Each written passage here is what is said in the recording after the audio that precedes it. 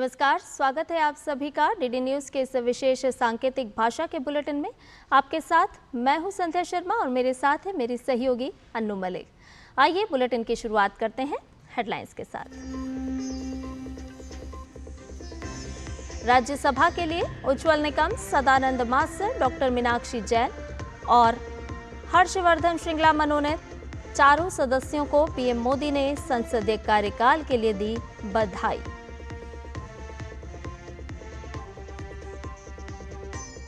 लखनऊ में यूपी के पूर्व मुख्यमंत्री चंद्रभानु गुप्त के 124वें अवतरण दिवस उत्सव में शामिल हुए रक्षा मंत्री राजनाथ सिंह। कहा, रक्षा क्षेत्र में तेज गति से आगे बढ़ रहा देश।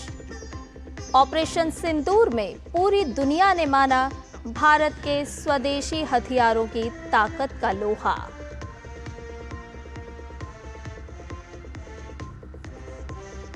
जम्मू कश्मीर के उपराज्यपाल मनोज सिन्हा ने आतंकवाद के शिकार लोगों के परिजनों को सौंपे नियुक्ति पत्र। कहा, वर्षों की पीड़ा के बाद लोगों को मिला न्याय। पाकिस्तान समर्थित आतंकवाद की कड़ी निंदा।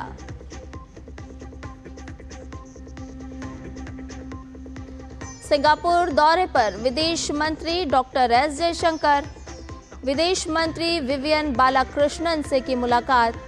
कहा, सिंगापुर हमारी एक्ट ईस्ट पॉलिसी का अहम हिस्सा।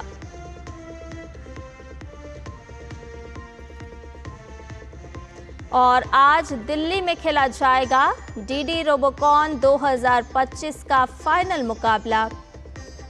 निर्मा रोबोकॉन और जीटीयू रोबोटिक्स टीम के बीच होगा मुकाबला। विजेता टीम मंगोलिया में अंतर्राष्ट्रीय रोबोकॉन में भारत का करेगी प्रतिनिधित्व। आइए सभी खबरों को विस्तार से जान लेते हैं। राष्ट्रपति द्रौपदी मुर्मू ने राज्यसभा के लिए 4 लोगों को मनोनीत किया है। मनोनीत लोगों में जाने माने वकील उज्ज्वल देवराव निकम, पूर्व विदेश सचिव हर्षवर्धन श्रृंगला, वरिष्ठ सामाजिक कार्यकर्ता और शिक्षाविद सी सदानंदन मास्टर और जानी मानी इतिहासकार तथा शिक्षाविद मीनाक्षी जैन शामिल हैं। गृह मंत्रालय ने कल देर रात जारी अधिसूचना में कहा कि राष्ट्रपति ने भारत के संविधान के अनुच्छेद 80 के खंड 1 के उपखंड क द्वारा प्रदत्त शक्तियों का प्रयोग करते हुए मनोनीत सदस्यों की सेवानिवृत्ति के कारण उत्पन्न रिक्तियों को भरने के लिए 4 सदस्यों को राज्यसभा में मनोनीत किया है। प्रख्यात सरकारी वकील रहे उज्ज्वल निकम ने आतंकवाद से जुड़े मामलों में ठोस दलीलें देकर अपनी विशेष पहचान बनाई। उन्हें वर्ष 2008 के मुंबई आतंकवादी हमले में शामिल पाकिस्तानी आतंकवादी अजमल कसाब के मामले में मजबूती के साथ सरकार का पक्ष रखने के लिए जाना जाता है। उन्होंने 1993 के मुंबई सिलसिलेवार बम धमाकों के मामले में भी सरकारी वकील के रूप में राज्य सरकार का पक्ष रखा था। पूर्व विदेश सचिव हर्ष श्रृंगला अमेरिका में भारत के राजदूत रहे हैं और उनकी कूटनीति तथा रणनीतिक मामलों में विशेष पहचान है। देश की विदेश नीति से संबंधित विभिन्न मामलों में उन्होंने महत्वपूर्ण योगदान दिया है। हर्षवर्धन श्रृंगला साल 1984 के भारतीय विदेश सेवा के अधिकारी रहे। अपने 35 साल के लंबे करियर में हर्षवर्धन ने राजधानी नई दिल्ली समेत विदेश में कई अहम पदों पर काम किया है। सदानंदन मास्टर को केरल में शिक्षा और समाज सेवा के क्षेत्र में उनके विशेष कार्यों के लिए जाना जाता है।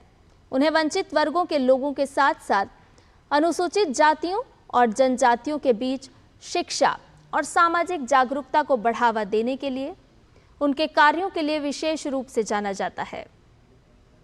जानी मानी इतिहासकार डॉक्टर मीनाक्षी जैन दिल्ली विश्वविद्यालय के गार्गी कॉलेज में इतिहास की पूर्व एसोसिएट प्रोफेसर और भारतीय ऐतिहासिक अनुसंधान परिषद की गवर्निंग काउंसिल की सदस्य रह चुकी हैं। प्रधानमंत्री नरेंद्र मोदी ने राज्यसभा के लिए मनोनीत उज्ज्वल निकम को शुभकामनाएं देते हुए एक्स पर पोस्ट किया है। उन्होंने लिखा, उज्ज्वल निकम का विधि क्षेत्र और हमारे संविधान के प्रति समर्पण अनुकरणीय है। वे न केवल एक सफल वकील रहे हैं, बल्कि महत्वपूर्ण मामलों में न्याय दिलाने में भी अग्रणी रहे हैं।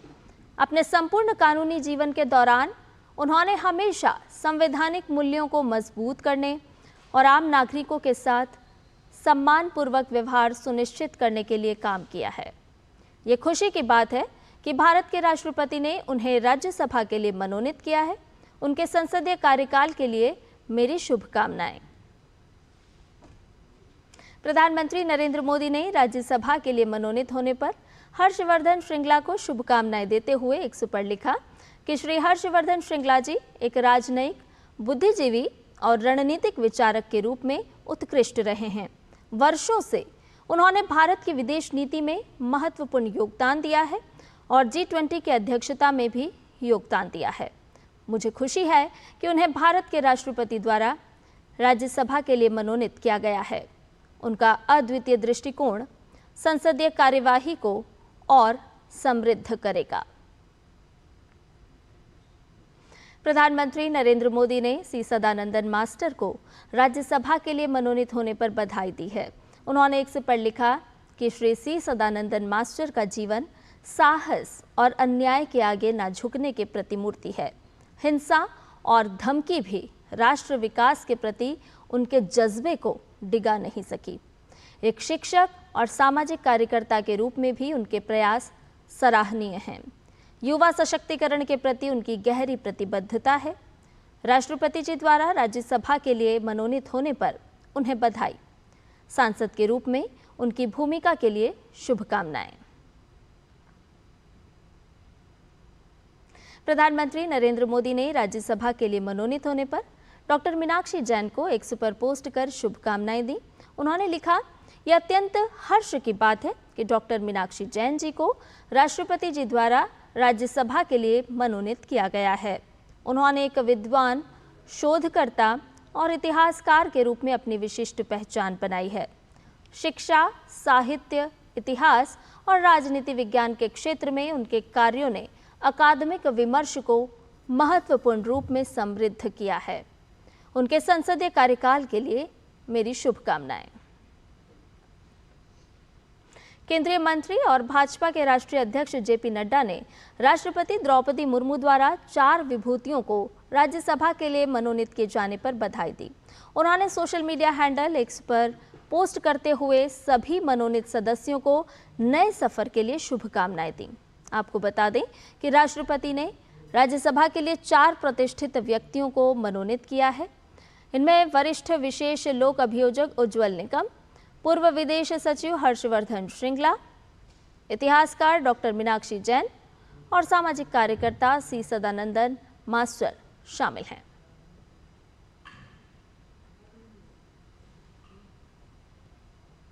बुलेटिन में फिलहाल रुक रहे एक छोटे से ब्रेक के लिए, जल्द हाजिर होंगे।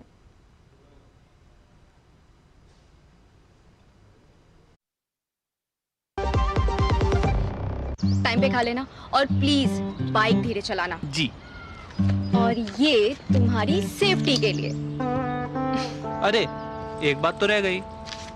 LIC? ये हमारी सेफ्टी के लिए। दिल की सुनो, LIC चुनो। LIC हर पल आपके साथ। जब धरती चीर कर निकलता है लोहे का पत्थर और मिलता है मोंगिया के जोश से, फिर तपता है, पिघलता है और बनता है फौलाद। अब होता है सरिया सारी खूबियों के साथ। मोंगिया स्टील, मजबूत देश का मजबूत सरिया। और ब्रेक के बाद आपका एक बार फिर से स्वागत है। खबरों में बढ़ते हैं आगे।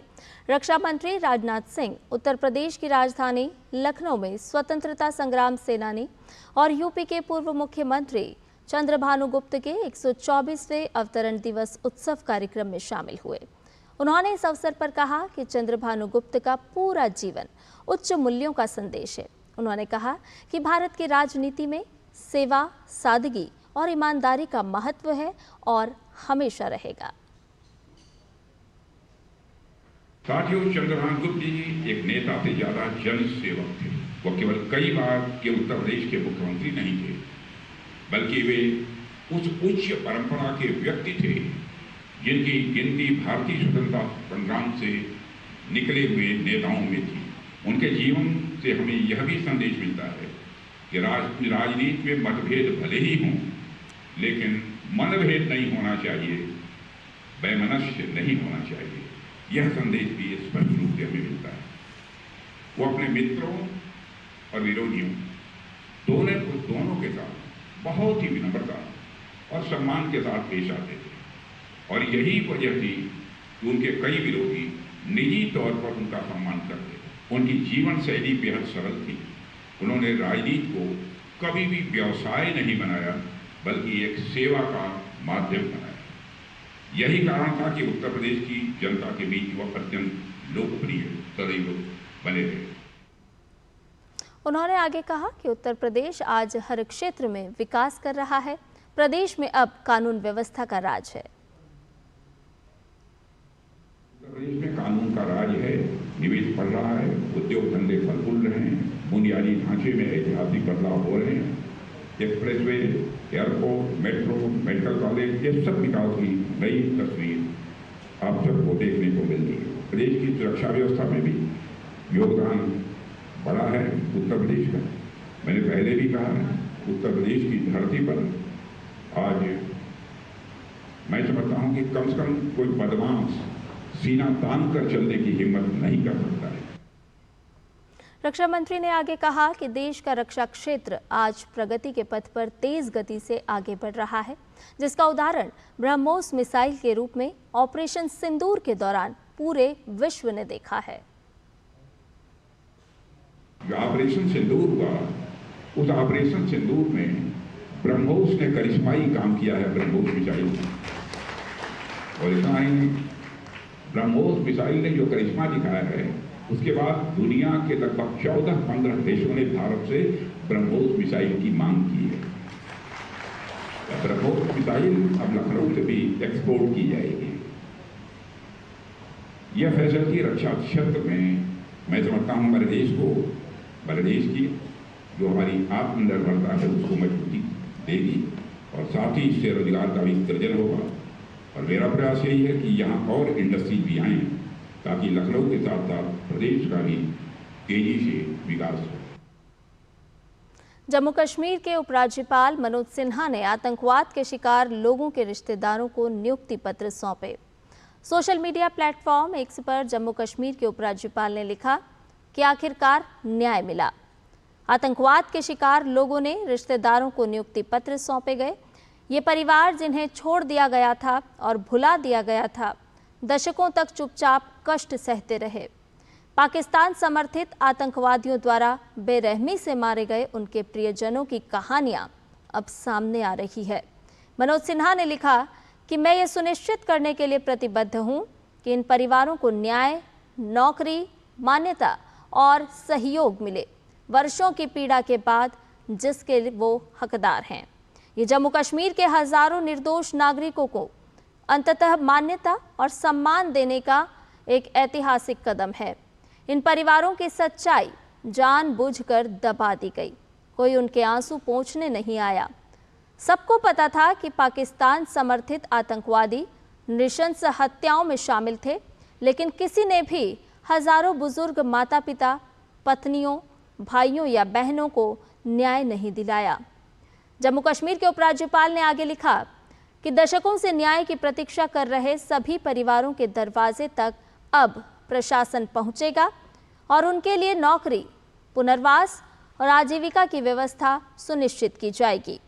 उन्होंने लिखा कि आतंकवाद पीड़ितों की शिकायतें दर्ज करने के लिए जिलों में हेल्पलाइन स्थापित की गई हैं। हमें 90 के दशक से भी सैकड़ों शिकायतें मिल रही हैं। कई मामलों में FIR दर्ज नहीं की गई, जमीनों पर अतिक्रमण किया गया और संपत्तियां ध्वस्त कर दी गईं। मैं लोगों को आश्वस्त करता हूं कि दोषियों को बख्शा नहीं जाएगा।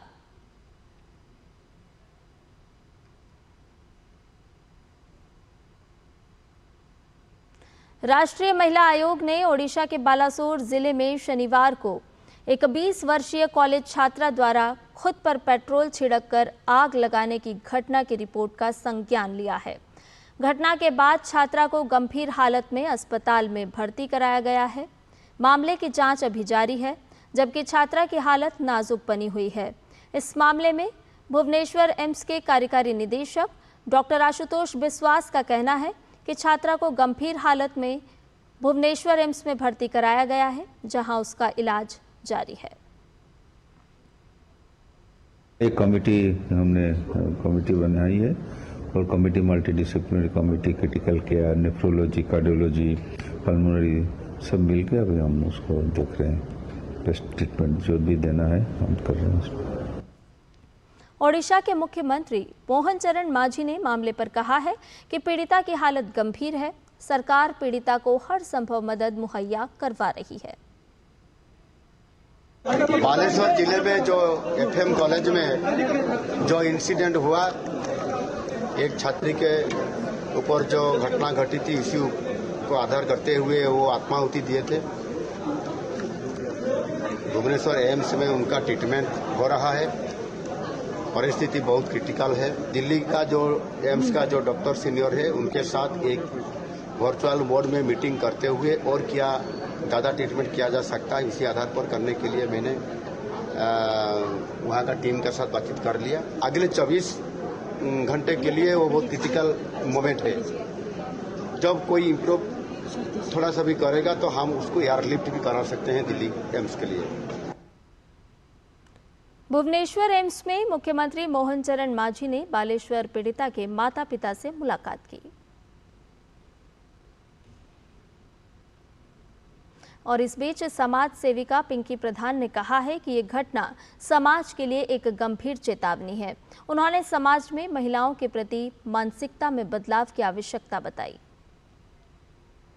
ये मानसिकता को ख़त्म होना चाहिए इस सोसाइटी में कि अगर कहीं पे भी आप कितना भी स्ट्रॉन्ग आपका लॉ बना दीजिए, लेकिन सोसाइटल जो एक मानसिकता है लड़कियों के प्रति कि अगर कोई लड़की कुछ भी कंप्लेन करती है तो पहले उंगली उनको उठाया जाता है। तो ये बस एक ही घटना सोच के हमें देखना नहीं चाहिए, ये सोच को बदलना है और उसी के लिए हम सब यहाँ पे खड़े हैं और ऐसा आगे जैसे ना हो इसके लिए सरकार से भी निवेदन है कि कोई मजबूत कदम उठाए। डीडी रोबोकॉन 2025 का फाइनल मुकाबला आज दिल्ली में निरमा रोबोकॉन और जीटीयू रोबोटिक्स टीम के बीच खेला जा रहा है। पहले सेमीफाइनल में निरमा रोबोकॉन ने पीयू रोबोकॉन को हराकर फाइनल में प्रवेश किया, जबकि दूसरे मैच में जीटीयू रोबोटिक्स ने ब्रैक्ट्रस विश्वकर्मा को हराकर खिताबी दौर में अपनी जगह बनाई। देश भर से 72 टीमों में से 40 टीमों को दिल्ली में होने वाले फाइनल इवेंट के लिए चुना गया था।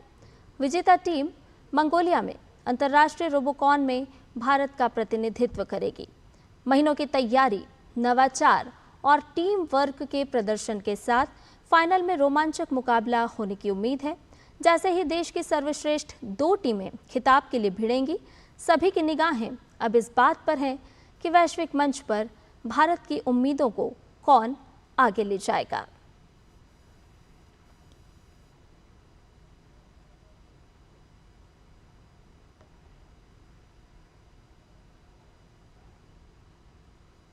और हमारे संवाददाता नारायण इस खबर पर दिल्ली से हमारे साथ जुड़े हुए हैं। सीधा उन्हीं का रुख करते हैं। नारायण, आज बेहद ही रोमांचक मुकाबला है, किस तरह से देखने को मिल रहा है रोमांचक मुकाबला और क्या कुछ फाइनल में खास रहने वाला है? जी बिल्कुल, 2 बेहतरीन टीमें जो इस टूर्नामेंट की हैं, डीडी रोबोकॉन 2025 और उसका फाइनल शुरू हो चुका है, जो कि जीटीयू रोबोटिक्स और जो निरमा रोबोकॉन टीम है उनके बीच हुआ और बहुत ही शानदार प्रदर्शन देखने को मिला पूरे टूर्नामेंट में, जो कि 2 दिन का टूर्नामेंट था। कल लीग मैचेस थे और जो आज के मैचेस थे वे नॉकआउट मैचेस थे, जैसे कि क्वार्टर फाइनल, सेमीफाइनल और अभी फाइनल मुकाबला चल रहा है 2 उम्दा टीमों के बीच। और जिस तरह से प्रदर्शन रहा निरमा रोबोकॉन का, वो शानदार प्रदर्शन रहा पूरे टूर्नामेंट में। जिस तरह से उन्होंने अपने विरोधियों को एक तरफा मुकाबले में हराया और कहीं ना कहीं एक टेक्निकल सुपीरियरिटी जो कि इंजीनियरिंग और कहते सकते हैं क्रिएटिविटी का एक ब्लेंड है, उसको दर्शाया कि टीम कितनी हमारी आगे है। और कुछ न कुछ आप अगर बात करें तो इस ये टूर्नामेंट की खास बात रही है कि जो इंडिया के जो बेस्ट बिल्कुल इंजीनियरिंग नारायण, बहुत ही रोमांचक मुकाबला हो रहा है और हमारे दर्शकों को हम सीधा वहीं लिए चलते हैं और दर्शकों को दिखाते हैं डीडी रोबोकॉन 2025 की ये फाइनल मुकाबले की तस्वीरें। Team Blue setting up their defensive parameters. Let's see, ladies and gentlemen, what we're gonna have here. Team Blue is guarding both the robots. And that's it, folks. We have the 20-second violation here. The balls will change position. Team Blue, GTU Robotics Club, will have the position of the ball and the referee whistles go on. There was some issue with the team GTU Robocon loading the ball before the referee's whistle, so we'll have a reset. Both the teams will have a restart. Team GTU Robocon looking for their first dribble or a pass. Some heated clashes on the court we have here. And that's an 8-second violation, so the balls will change position. Team Red in control of the ball, Team Nirma Robocon.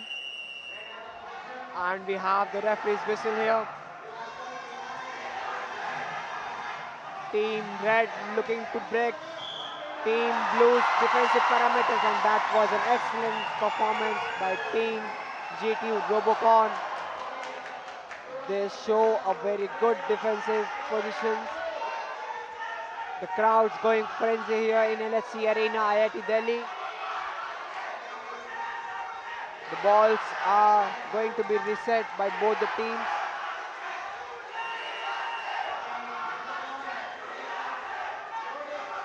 Team Blue are getting some final fixes of the robot. The robot had a collision with the court here.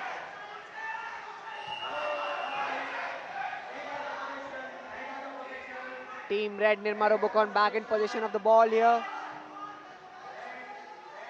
Waiting for the referee's whistle.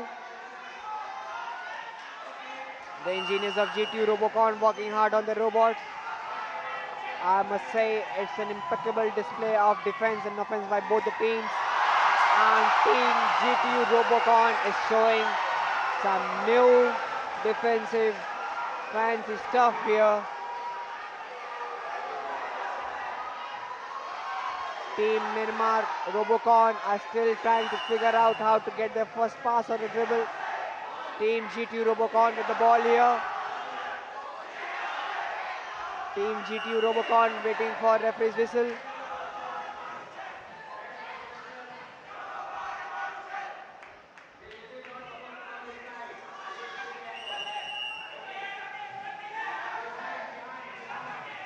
Team Red with the ball in their position. They'll be looking for a first dribble or a pass. And Team Nirma Robocon are unsuccessful with their dribble here.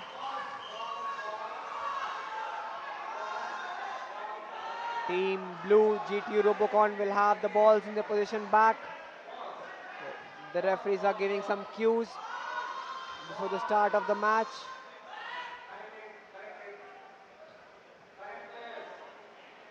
There seems to be some issue, some malfunction with the robots of Team Nirma Robocon. The team engineers are on the playing arena, making some final fixes to their defensive nets. Team Blue having an advantage, discussing some strategies before the initiation of the match. The ball's in possession of Team GTU Robocon. The referees are having some final discussion before initiating the round. Team Red, the players are on the court. Team Blue are on an advantage role, testing their robots for any movements or deformities before starting the whistle. There seems to be some discussion between the referees going on here.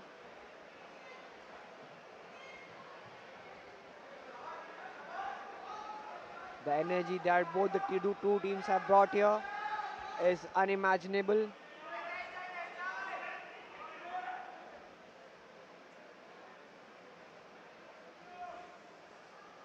Tense faces on for both the teams, Team Blue, Team Red. both the teams thinking of only one thing, winning the DD Robocon 2025 and getting a chance to represent India in the Robocon World Championships, which will happen later this year.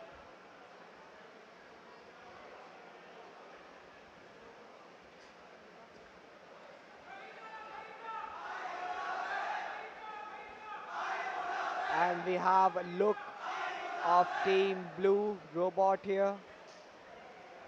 The robots seem steady.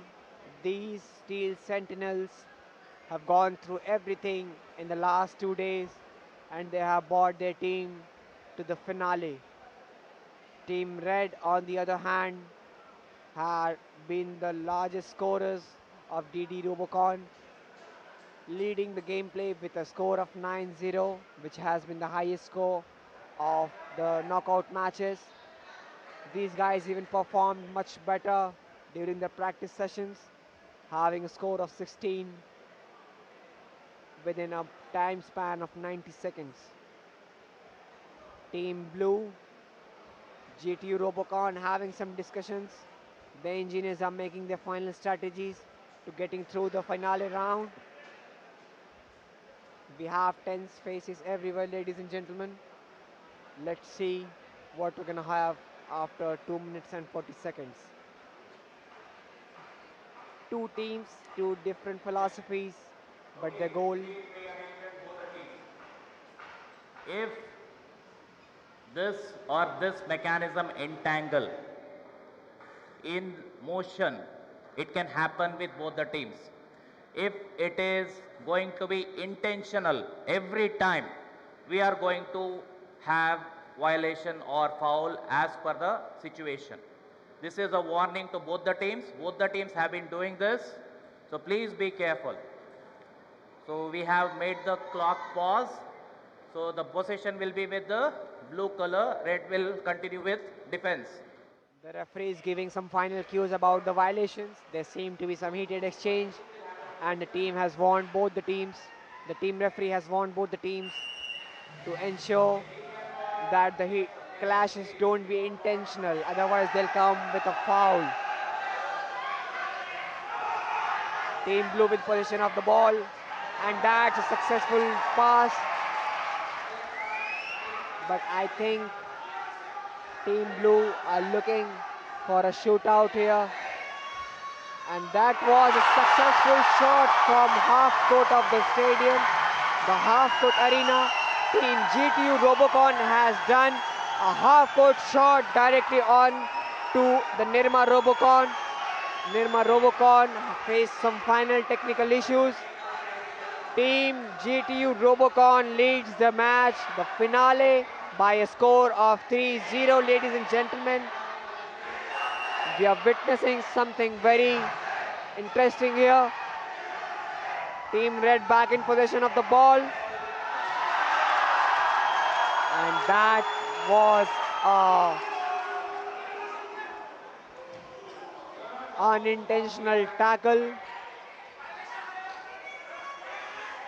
The referees are having a discussion whether the tackle was intentional or not. Team Red still confused, getting their robots fixed. The secondary robot facing some issues. They brought it back to the maintenance arena, making some final fixes. These failures cost matches to teams. Let's see what we have here. Team Blue already on the lead, feeling confident with the scores. This is what makes a difference, ladies and gentlemen. And the crowd's going frenzy over the LSC arena.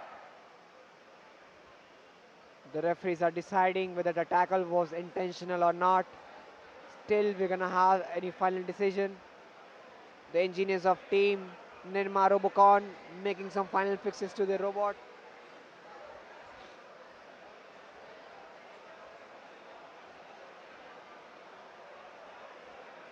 The guys from Team GTU Robocon feel pretty much relaxed as they have a lead of 3-0.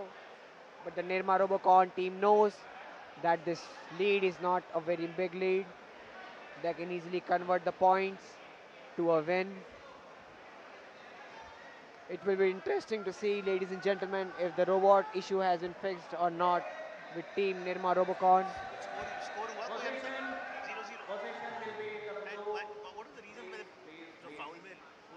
One second, wait for the whistle. Wait for the whistle. Okay, blue has the possession. Blue already has the position of the ball. The blue team going for a dribble and a pass. Let's see what we're gonna have here. And that was a valid pass, but they crossed the 8-second time. So the ball goes back to Team Nirma Robocon. Nirma Robocon will be waiting steady with the ball, waiting for the referee's whistle. And we have the referee's whistle here. Team Nirma Robocon looking to tackle Team Blue GTU Robocon's defense. And that was a successful defense by Team Blue GTU Robocon here. Team GTU Robocon are on another level here. It's something that we did not see in the complete series here. They have come up with a new strategy, going offensive even on the dribble of the team. And that was a successful pass by Team GTU Robocon, but they could not regain the control of the ball. The possession goes back to Team Red, Nirma Robocon, who are still looking for their first shot, opening shot. Team Red back in possession of the ball. They're moving towards the half court. They're going with their single robot, which might be a little bit disadvantageous for them. And that's it, folks. We have the referee's final whistle. They have done it.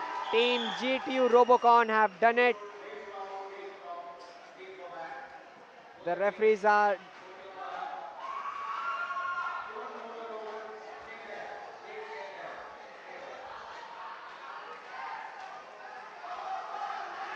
That's it, guys. I think it's over. The final whistle has already been blown. Drop everything that you're doing and look at the scene on the floor. The crowds are getting frenzy. Team Nirma Robocon, which was completely dominating for the last 2 days, have faced some final issues.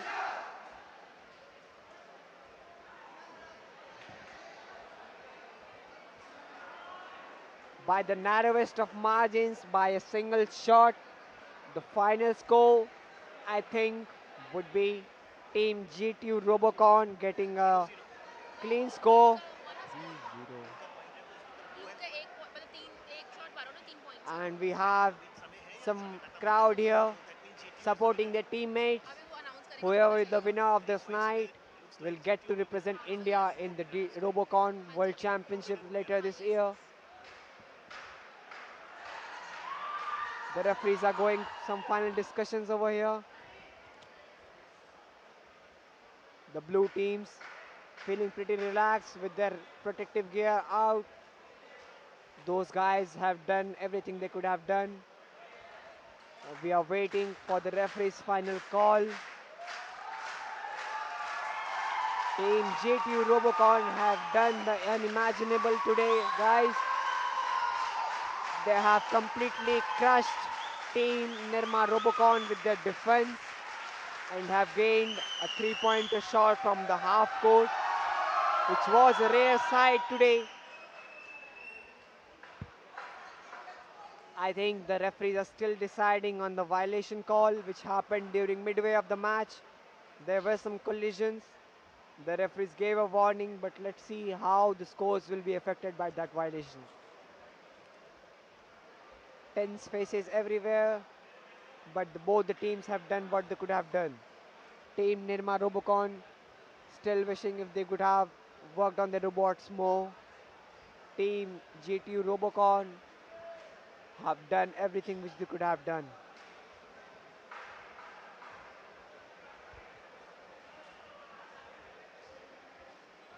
And we see the faces here on the screen. The crowd waiting for the winner's announcement by the referee.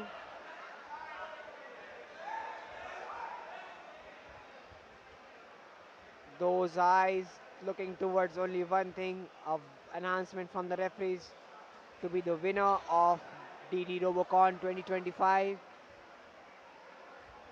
They are only wishing that the violation that heated clash which happened during midway of the match do not cost them any points.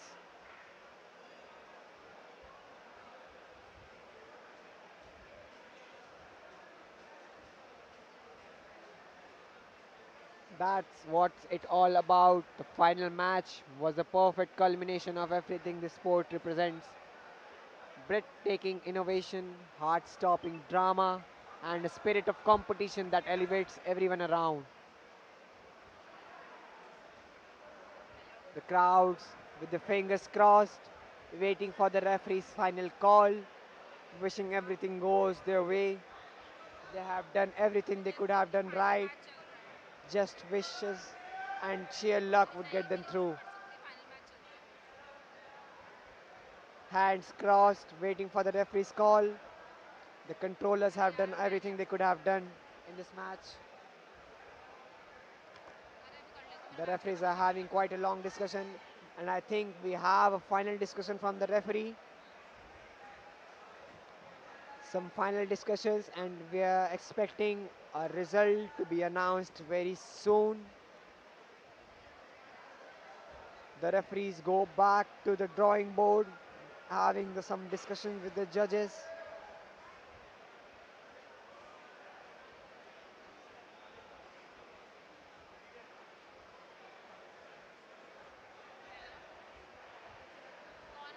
Team Blue, GTU Robocon getting back into their protective gear.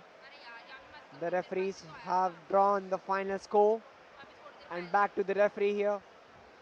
What a wonderful final match it was. We could see a lot of adrenaline rush. The team GTU Robotics Club did a three-pointer. They scored 3 points. However, they also committed a foul and gave Nirma 3 points.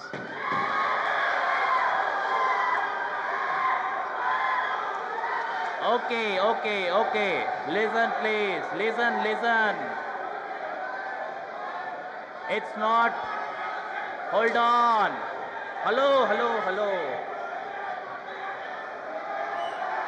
Okay, please. Maintain decorum. There is a tiebreaker criteria.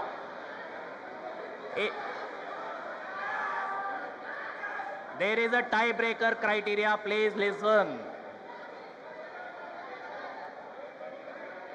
Please listen. The tiebreaker criteria is in case of tied score in knockout matches, the first criteria is higher score, but in both of them they have 3 and 3. So they are tied at the first tie-breaking criteria. The second tie-breaking criteria as per the rule book, I am quoting as per the rule book, is less successful shots. When we mean successful shots, that means the points that are gained by shooting. So in this case, Team GTU Robotics Club wins.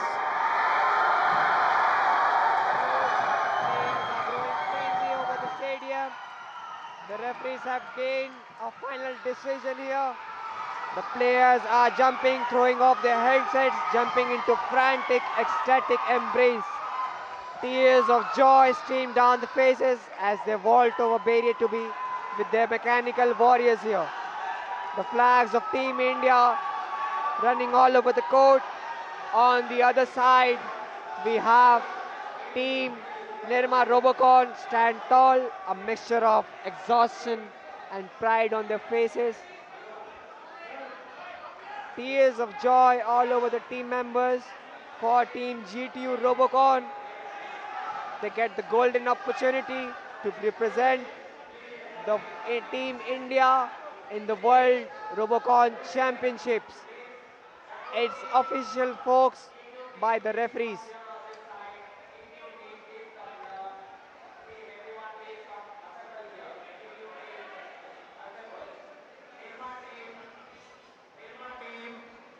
Nirma team, please come here. Come on the court. Please come here. Please. both the teams come on the stage. Doordarshan team will take over. Please come over. Please, all the team members, please come. The faculty coordinators, please come. Okay, over to you, sir. Dr. Rajiv Lochan, center referee, to all judges, referees, sports lovers, I think we'll all agree that sports unites.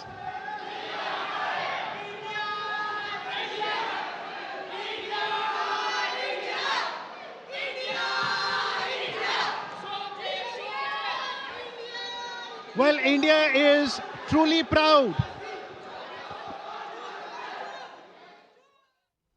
तो अंतर्राष्ट्रीय Robocon 2025 का final मुकाबला अभी हम देख रहे थे और इसी खबर पर हमारे साथ जुड़ गए हैं हमारे संवाददाता नारायण, आपके पास आना चाहेंगे सीधे। तो अभी हमने जो मुकाबला देखा बहुत दिलचस्प मुकाबला था और बिल्कुल अलग तरह का हमने मुकाबला देखा, क्या कहना चाहेंगे आप? जी बिल्कुल, एक शानदार मुकाबला यहाँ पर देखने को नजर आया। GTU गुजरात टेक्निकल यूनिवर्सिटी की रोबोकॉन टीम और जो दूसरी टीम थी निर्मा रोबोकॉन, एक शानदार मुकाबला रहा जिसमें कि GTU यूनिवर्सिटी जीत गई और बड़ा ही थ्रिलिंग मुकाबला, जैसे फाइनल मुकाबले से हम आशा करते हैं कि हम लोग इतना एक्साइटेड हो, एक थ्रिलिंग कॉन्टेस्ट हो, वैसे ही रहा। और काफी इसमें विवाद भी दिखे क्योंकि एक फाउल हुआ जो मैच के बीच में, जिसके कारण गेम को थोड़ी देर के लिए रोका गया। फिर रेफरीज ने देखा कि क्या किया जाए, तो जो फाउल था उसके कारण जो 3 पॉइंट्स थे निर्मा यूनिवर्सिटी को भी मिल गए और 3 पॉइंट गुजरात को भी मिले। तो इसके कारण हुआ क्या कि जो जजेस ने फाइनल निर्णय दिया उन्होंने इस आधार पर दिया कि जो ज्यादा सक्सेसफुल शॉट्स जिस टीम के थे उस टीम को विजेता घोषित किया जाएगा। और जो 3 पॉइंट गुजरात टीम ने अपने एक शॉट से अर्जित किए थे उसके आधार पर उनको विजेता घोषित कर दिया। और जो गुजरात की टीम GTU रोबोटिक्स की टीम अब भारत का जो प्रतिनिधित्व है वर्ल्ड रोबोटिक्स जो वर्ल्ड चैंपियनशिप है जो कि मंगोलिया में होगी वहां करेगी। और एक बड़ा अवसर है ये भारतीय जो इंजीनियर्स हैं, जो युवा इंजीनियर्स हैं, उनके लिए जिस तरह से एक समावेश यहाँ पर दिखा टेक्नोलॉजी का, इंजीनियरिंग का और उनकी भी जो क्षमता है उसका, क्योंकि इतना आसान नहीं होता कि एक रोबोट बनाए बास्केटबॉल गेम के लिए। उसमें आपको खूबियां डेवलप करनी पड़ती है कि वो रोबोट जो आप बना रहे हैं वो ड्रिबलिंग करे, वो पास करे और एक्यूरेटली बास्केट में जो बास्केटबॉल है उसको फेंके। तो एक शानदार प्रदर्शन देखने को मिला यहाँ पर जो हमारे इंजीनियर्स हैं उनके द्वारा। बिल्कुल, इंजीनियरिंग छात्रों को अपनी प्रतिभा दिखाने का आज पूरा मौका मिला है खेल के जरिए। एक अलग तरह का, एक मुख्तलिफ किस्म का जो हमने आज ये मैच देखा, वाकई बेहद दिलचस्प रहा है। अब अगर हम आगे की बात करें तो मंगोलिया में जब हमारी टीम जाएगी तो उसके लिए क्या कुछ इन्हें करना पड़ेगा, किस तरह से रजिस्ट्रेशन वगैरह होगा? जी बिल्कुल, टीम क्वालिफाई होगी, इसके रजिस्ट्रेशन की कोई जरूरत नहीं है क्योंकि जो विनर होता है हर देश एक अपना रोबोकॉन आयोजित करती है। जो भी ABU के अंडर आते हैं, एशिया पैसिफिक ब्रॉडकास्ट काउंसिल के जो सदस्य हैं वो, और प्रसार भारती इसको यहाँ पर IIT दिल्ली के साथ करा रहा था, तो ऑटोमेटिक उनका क्वालिफिकेशन है फाइनल के लिए। और सबसे बड़ी बात यह रहेगी कि भारत लगातार जिस तरह के 2004 से सफर शुरू हुआ 3 टीमों के साथ, और यहाँ पर 72 टीमें थी जिसमें से कि 40 टीमों को इस एडिशन 2025 का जो DD रोबोकॉन था उसमें शामिल किया। और एक शानदार प्रदर्शन देखने को मिला। जिस तरह से आप अगर जो टीम हारी है निर्मा रोबोकॉन को देखें तो पूरे टूर्नामेंट में शानदार खेला, लेकिन फाइनल में वो चूक गए। और कहीं ना कहीं उनको इस चीज का मलाल रहेगा कि पूरे टूर्नामेंट में शानदार खेलने के बाद वो फाइनल में हारे, वो भी एक फाइन मार्जिन से। तो कहीं ना कहीं एक हम कह सकते हैं कि जो स्पोर्ट्स होता है वो उसका जो स्टाइल होता है ऐसे ही होता है। हमने कई बार देखा है पास में, अगर क्रिकेट को लेके जोड़े तो हमने जो 2023 का वर्ल्ड कप था उसमें भारत लगातार फाइनल तक, सेमीफाइनल तक अच्छा खेलता, लेकिन फाइनल में हार गए। यही यहाँ पर जो निर्मा की टीम है उसके साथ हुआ। बिल्कुल, अगर जब भी मंगोलिया जाएगी टीम, अगर हम आज के ही मैच की बात करें क्योंकि ये बिल्कुल अलग मैच है और ऐसा मैच अक्सर देखने को नहीं मिलता। निर्मा रोबोकॉन की बात करें, GTU रोबोटिक्स टीम की बात करें, दोनों ने ही अपना बेहतर प्रदर्शन दिया है। लेकिन जब हम रोबोट की बात करते हैं तो आपसे जानना चाहेंगे, क्योंकि आपने पूरा मैच देखा है, किस तरह से रोबोट्स के बीच में किस तरह से मुकाबला हुआ था? जी बिल्कुल, काफी टेक्निकल एस्पेक्ट्स होते हैं इसमें। अगर शुरुआत से मैं बताऊं तो जो ऑर्गेनाइजिंग कमेटी है जो ऑर्गेनाइज करते हैं इसमें प्रसार भारती और इस बार दिल्ली IIT ने कराया था, तो वो इसके लिए रजिस्ट्रेशन होता है, उसके लिए वो वीडियोस मंगाते हैं उनके रोबोट्स के और देखते हैं कि किसमें कितनी काबिलियत है, कौन सा रोबोट कितना स्टिक है और किस टीम ने बेहतर एक रोबोटिक एक इंजीनियरिंग का नमूना पेश किया। तो 72 टीमें थी, 72 टीमों से उन्होंने यहाँ पर 40 टीमों को शॉर्टलिस्ट किया और 40 टीमों का 2 दिन मुकाबले हुए। कल लीग स्टेज के मुकाबले थे, आज क्वार्टर फाइनल, सेमीफाइनल और फाइनल हुए। और लगातार सबसे बड़ी बात है इसमें एक तकनीक जो होता है, टेक्नोलॉजी होता है, इंजीनियरिंग की टेक्नोलॉजी का एक अद्भुत नमूना है। जो रोबोट्स को होते हैं वो 2 खिलाड़ी कंट्रोल करते हैं और एक जो टीम होती है उसमें 2 रोबोट्स होते हैं, एक अटैक करता है और एक डिफेंड करता है। तो इस तरह से आपको कई इसमें रूल्स एंड रेगुलेशन होते हैं। 20 सेकंड के अंदर आपको 8 सेकंड के अंदर आपको जो आपका सेंट्रल लाइन होता है उसको क्रॉस करना होगा। 20 सेकंड के अंदर आप 20 सेकंड से ज्यादा अपने बॉल को अपने पास रिटेन करते हैं तो फाउल होता है और आपको 20 सेकंड के अंदर तो ड्रिबल करना होता है तो उसको बॉल को बास्केट में डालना पड़ता है। और सबसे इंपॉर्टेंट बात है कि यहाँ पर जो बच्चे हैं अपने स्किल्स को सुधारते, अपने बेहतरीन करते हैं, सुधारते हैं और एक दूसरे से सीखते हैं। और कहने जब हमने बात की बच्चों से, जो इंजीनियर्स हैं उनसे बात की, तो उन्होंने कहा कि इनके ऊपर काफी सीखने को मिलता है क्योंकि तो दूसरी टीमें आती होती है, उनकी टेक्नोलॉजी पता चलती है, वो एक दूसरे से सीखते हैं। और सिर्फ जो नवाचार और टेक्नोलॉजी है जो भारतीय को जो स्किल डेवलपमेंट हो उसको एक नए लेवल पे ले जाती है। बिल्कुल, यानी इंजीनियरिंग छात्रों का एक अलग तरह का ये मैच था। और बहुत बहुत धन्यवाद हमारे साथ जुड़ने के लिए और इस पूरी जानकारी के लिए। और यहाँ लेते हैं एक छोटा सा ब्रेक, जल्द हाजिर होते हैं। आप बने रहिए हमारे साथ और देखते रहिए DT न्यूज़।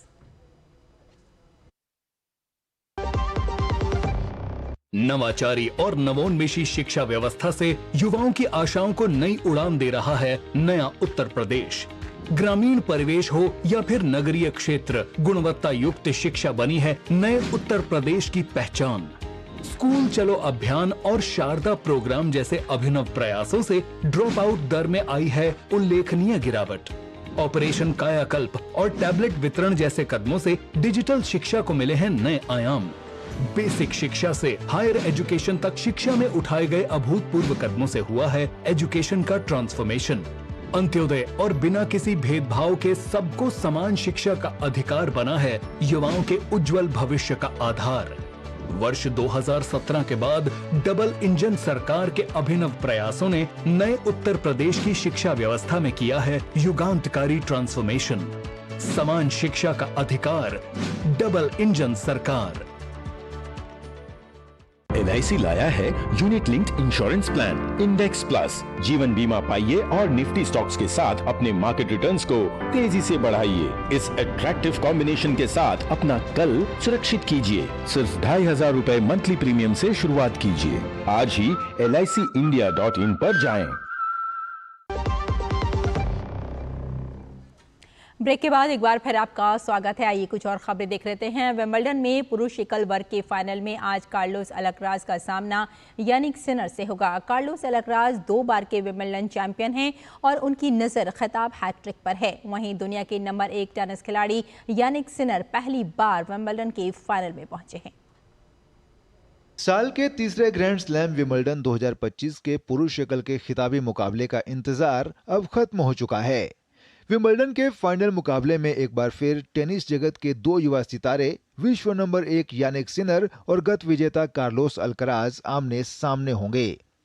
सेमीफाइनल मुकाबले में दोनों खिलाड़ियों ने अपने अपने विरोधियों को कड़े मुकाबले में मात देकर खिताबी मैच में अपनी जगह बनाने में सफलता पाई है।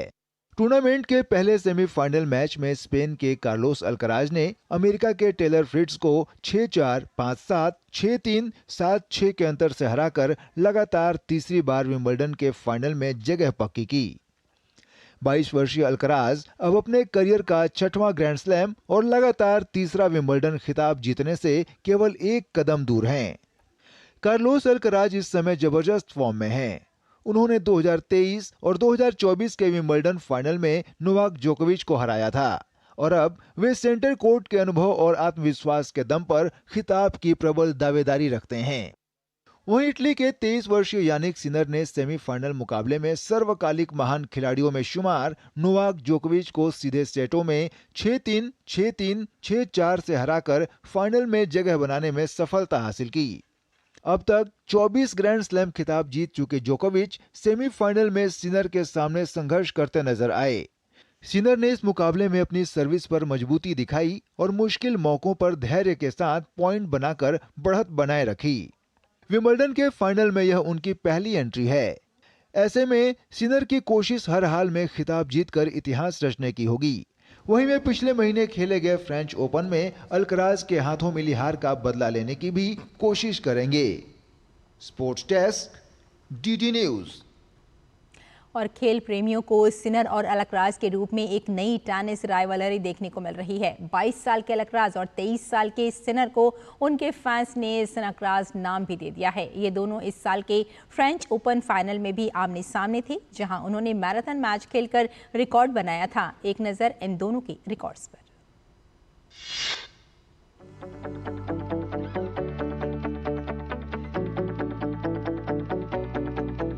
यानिक सिनर और कार्लोस अल्कराज के रूप में टेनिस की दुनिया में एक नई राइवलरी पनप रही है।